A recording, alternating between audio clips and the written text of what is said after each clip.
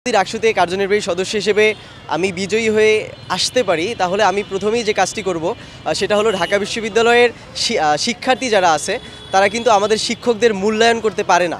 এই সিস্টেমটা কিন্তু আমাদের বিশ্ববিদ্যালয়ে নাই।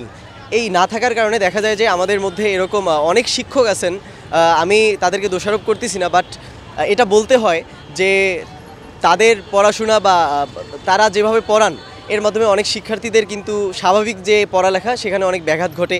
তো সুতরাং আমি যেটা করব সেটা হলো ঢাকা বিশ্ববিদ্যালয়ের প্রত্যেকটি ডিপার্টমেন্টের প্রত্যেকটি টিচারকে যেন মূল্যায়ন করতে পারে এ ধরনের একটা সিস্টেম চালু করা। এই যদি আমরা শিক্ষকদের মূল্যায়ন করতে পারি শিক্ষার্থী হিসেবে, তাহলে আমার মনে হয় যে ঢাকা বিশ্ববিদ্যালয়ের যারা আসলেই শিক্ষার্থী বান্ধব শিক্ষক আছেন তারা সত্যিকার অর্থেই যারা শিক্ষার্থীদের জন্য ভাবেন, শিক্ষার্থীদের জন্য কাজ করেন, আমার মনে হয় যে তাদেরকে তখন প্রমোট করা হবে এবং এর মাধ্যমে কিন্তু শিক্ষকদের মধ্যে এক ধরনের প্রতিযোগিতামূলক মনোভাব তৈরি হবে যে কারা আসলে শিক্ষার্থীদের জন্য বেশি কাজ করতে পারেন বা কারা আসলে শিক্ষার্থীদের কল্যাণে বেশি ভালো বা কল্যাণজনক কাজ করতে পারেন।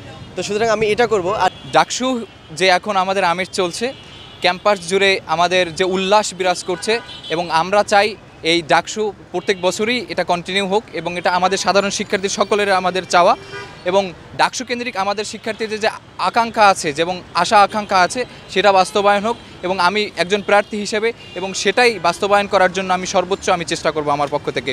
বিশেষ করে শিক্ষার্থীদের আবাসন এবং আবাসন সংকটের যে একটা বিষয় রয়েছে সেটা আবার শিক্ষার্থীরা ক্যাম্পাসে আসার প্রথম বর্ষ থেকেই যাতে সেটা নিশ্চিত করা হয় এবং সেই বিষয়ে আমি ইনশাল্লাহ কাজ করব।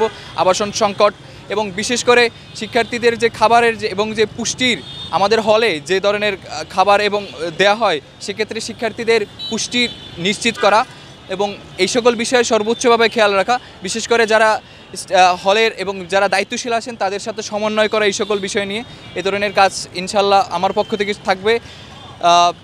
এটাই আর কি। এবং শিক্ষার্থীদের সকল ধরনের তাদের দাবি দেওয়া এবং শিক্ষার্থী বান্ধব যে সকল বিষয় রয়েছে তাদের সাথে একত্রে কাজ করার ইনশাল্লাহ এ ধরনের প্রত্যয় নিয়ে ইনশাল্লাহ আমি কাজ করতে চাই। আমি বেসিক্যালি নির্বাচন করলে যেটা করব যে ঢাকা বিশ্ববিদ্যালয়ে দীর্ঘকাল ধরে যে জিনিসটা প্রতিষ্ঠিত হয়ে আসছে অলিখিতভাবে যে ঢাকা বিশ্ববিদ্যালয় আসলে সারা বাংলাদেশের বিশ্ববিদ্যালয়, কিন্তু আমি আসলে ঢাকা বিশ্ববিদ্যালয়কে পুরো বাংলাদেশের ফোকাস থেকে সরিয়ে এনে আমি ঢাকা বিশ্ববিদ্যালয় কেন্দ্রে কনসেন্ট্রেট করতে চাই।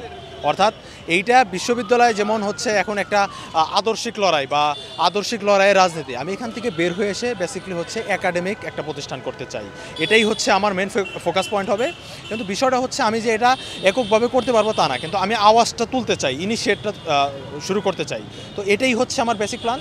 তারপরে ইউনিভার্সিটিকে একটা নিরাপদ এবং মুক্ত চিন্তার একটা ক্যাম্পাস হিসাবে গড়ে তুলতে চাই। ডেফিনেটলি যে কোনো কিছু আপনি করবেন, দেখেন একটা কথা আছে যে রাষ্ট্র আসলে কিন্তু মাঠে ময়দানে হয় না, রাষ্ট্র হয় টেবিল থেকে। তো এই যে কোনো কিছু একটা ইনিশিয়েট করতে হলে আপনাকে শুরু করতে হবে আলোচনার মাধ্যমে, আওয়াজ তুলতে হবে। তো ওই আওয়াজটা আমি তুলতে চাই। এই যে আমরা যে ডিস্ট্র্যাক্টেড, যে ওই ধরেন জাতীয় রাজনীতি কী হবে, পিআর হবে নাকি ওই আসনভিত্তিক হবে, আমি ওই আওয়াজ থেকে ওই ডিস্ট্রাকশন থেকে ফিরে এনে এইখানে কনসেন্ট্রেট করতে চাই, ঢাকা ইউনিভার্সিটিতে কনসেন্ট্রেট করতে চাই। শিক্ষার্থীদের মনোযোগ, শিক্ষার্থীদের আকর্ষণের জায়গা, শিক্ষকদের আকর্ষণের জায়গা এবং এই সংশ্লিষ্ট যেসব স্টেক হোল্ডার আছে তাদেরকে